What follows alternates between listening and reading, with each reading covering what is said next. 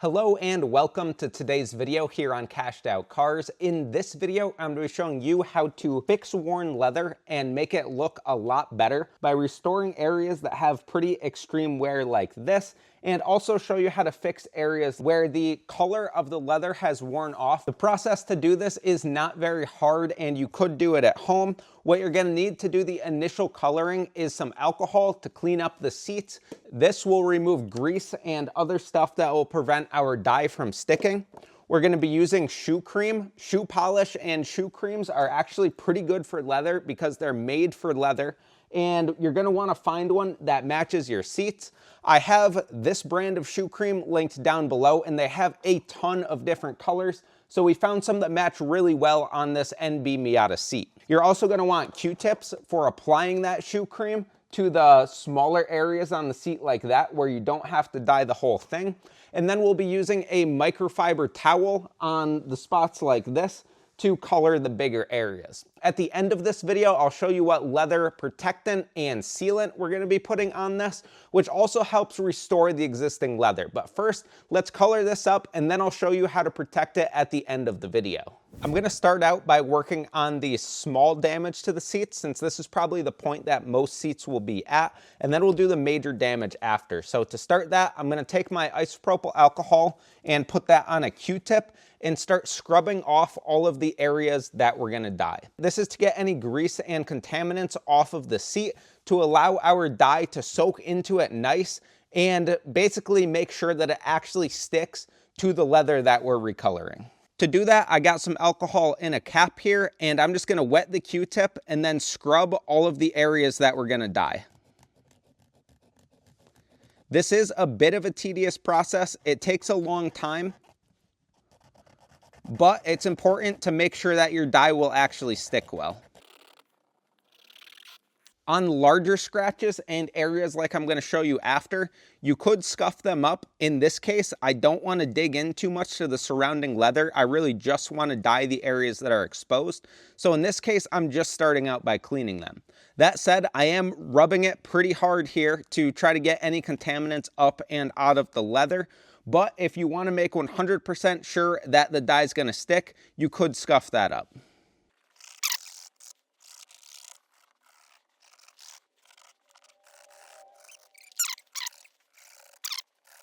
And then all there is to it is to go over the rest of the seat. I'm going to do this whole area here and then come back to you. Now that I've cleaned up the whole base of the seat, I'm going to heat it up with a heat gun. This is going to evaporate out any alcohol that's left in those areas that we're going to dye, once again to make sure that the dye could totally stick. You don't want to go too hot in one specific spot because you could burn or melt your leather, but I do feel this is necessary to make sure that the seat is completely prepped for your dye.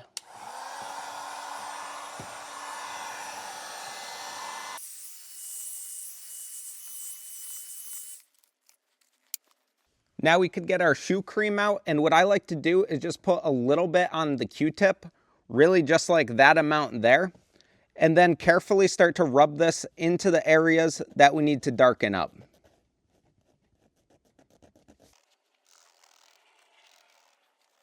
And as you go, you'll see the lightness sort of just fade away as the color soaks into the seat.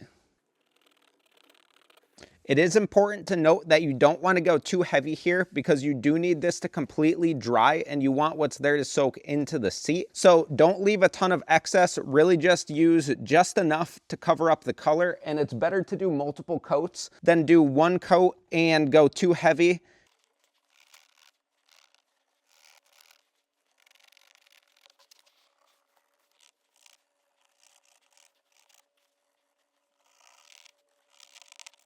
I also want to note that this area here that we're doing is obviously perforated leather, which means it has all of these holes in it. You could see that the discoloration sort of follows these holes. You want to be sure that you don't fill up those holes with dye, as it will make it hard to get it out.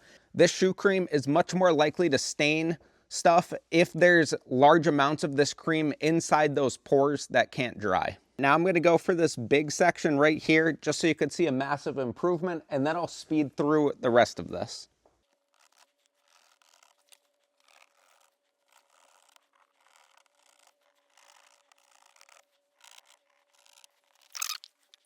So now that we have color in this seat, I'm gonna buff off all of the excess with a microfiber.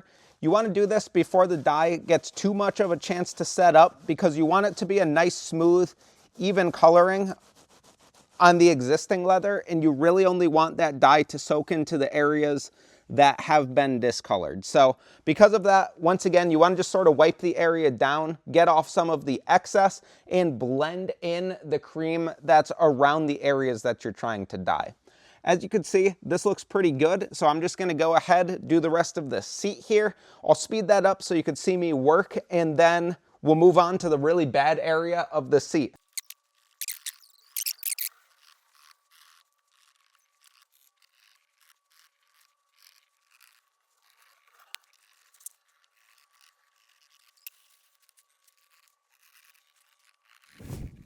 So next up, I'm gonna go through and do this area here that looks like your favorite metal band. For this area here, instead of using a Q-tip, I'm gonna directly put the dye onto a polish because it's a much larger area with a lot more damage.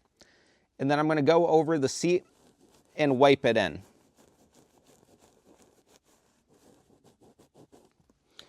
You could see how fast this fills.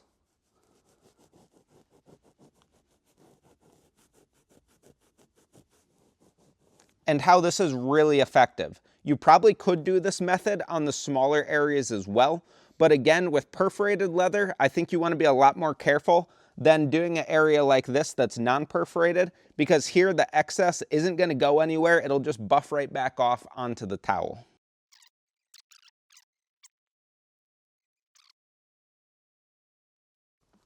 All right, so that color looks a lot better now. Once again, once you're done, go ahead and buff it off with your towel so the dye is only within the cracked surface, and then we're gonna let that dry. You could use heat on this, which is what I'm gonna do later after I have everything dyed. I'm gonna hit both of the seats with the heat gun just to make sure that that stuff really cures, and then I'm gonna let it set overnight before I condition it with a product that I'll show you shortly.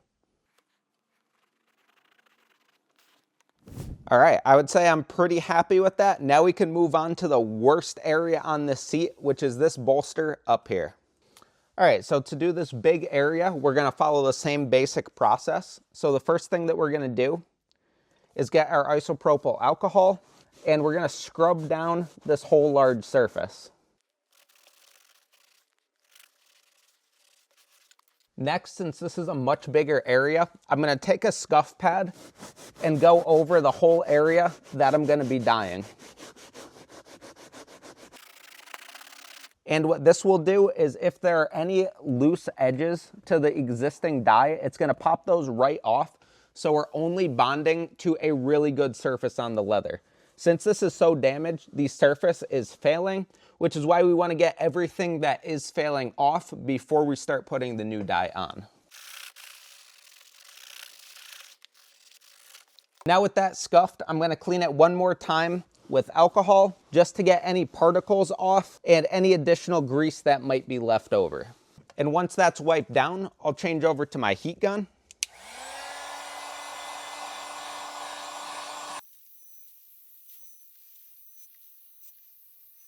All right, now for what should be the most satisfying part of the video.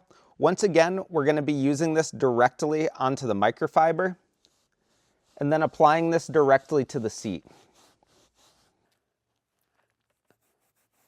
I am going a little bit heavier on this coat than I did in the other area, since there's such a big area that we're trying to cover with this color.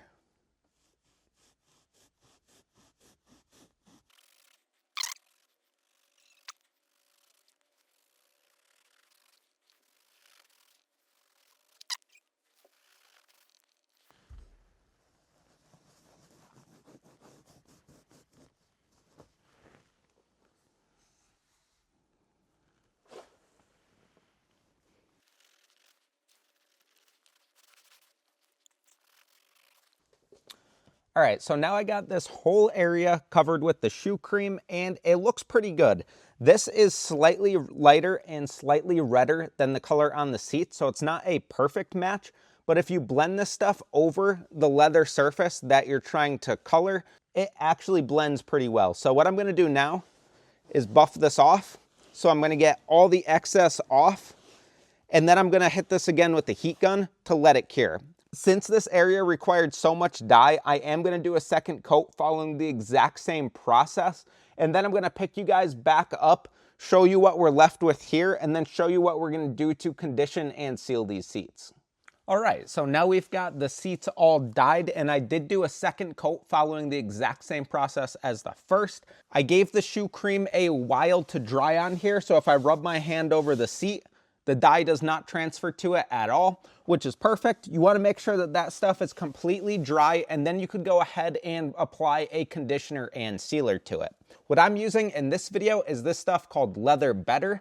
This stuff is a mix of wax and some other conditioners that go onto the seat and sort of refresh it. The leather in this car is older and a little bit cracked, and this stuff will shine it up as well as make it just a little bit softer, and it will also make it waterproof. So the waterproofness is one of the main reasons I like to apply that after I apply shoe cream, so that way this stuff is sealed in and can't come off onto the clothes of whoever is driving or something like that. So to apply the stuff, it's really easy. All you have to do is open it up and take a rag, get some conditioner onto the rag, and then we'll go over the seat and just lightly rub it in.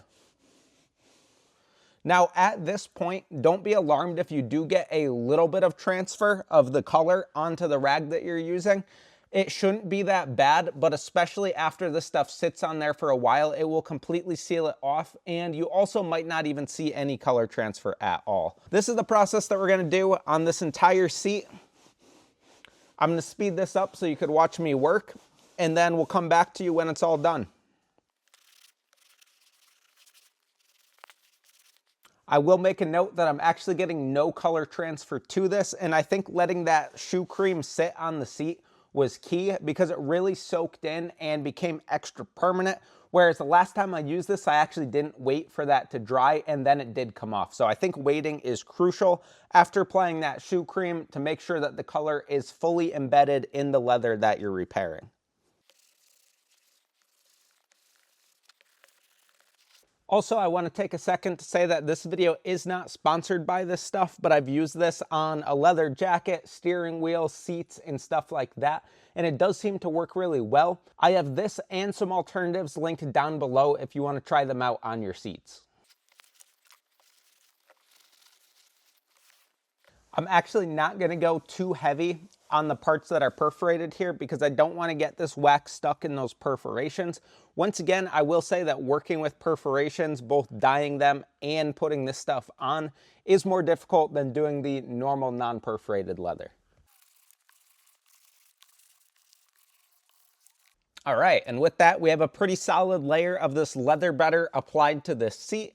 I would always wait about 24 hours, once again, just to let this stuff really soak in and absorb into the leather before you start heavily using the seat, and that's really all there is to it. So some shoe cream, some elbow grease, and a sealant on top of that, and these seats look a real lot better. A couple quick tips is you want to get your color as absolutely as close as possible on the shoe cream that you're using. In my case, I didn't get the match 100% right, but it's really close, and I would say this is a 90% improvement. If you get your color the same as the leather, this could really look really, really good. And honestly, that's probably the hardest part about this whole process. Once again, I do have shoe creams linked down below, and they have a massive inventory of different colors, so you could pick one out that you think matches your seats the best. And I would also recommend doing a little test area, even if you think the color matches, just to make sure it's going to look how you like. With all of that said, that's going to wrap up this video. Don't forget to like it if you enjoyed it, and if you learned something, share it with a friend that could benefit from this, and subscribe for more. Hope you stick around for the next one.